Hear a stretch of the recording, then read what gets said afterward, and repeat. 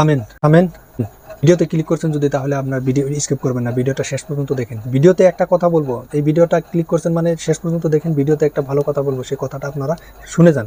আপনি যদি আমি একটা ভালো একটা কথা বলবো আপনাকে, আপনি এই কথাটা শুনে যান। যে ভিডিওতে মানে আমি একটা কথা বলতে চাই কি জানেন কি, যে আগামী যে 28 তারিখে ঈদ আইতেছে, কুরবানি ঈদ মুসলমান মানুষের, সেই কুরবানি ঈদের জন্য আপনাদের সবাইকে দাওয়াত দিবার জন্য আমি ভিডিওতে আসলাম।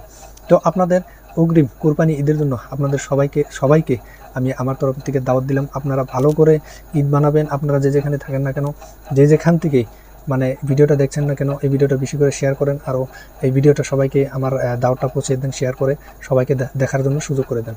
কুরবানি ঈদের জন্য আমি আমার তরফ থেকে আপনাদের সবাইকে অগ্রিম দাওয়াত দিলাম।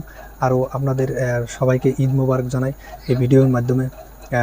আপনারা মানে সবাই ভালো করে ঈদটা উদযাপন করবেন। আরও যে ঈদের নামাজ, এই নামাজটা আদায় করে হয়তো এটা আমাদের বকরা ঈদ, যে হয়তো কোরবানি দেওয়ার জন্য নিয়ত করছেন, সবাই মিলে একত্রিত হয়ে কোরবানি দিবেন।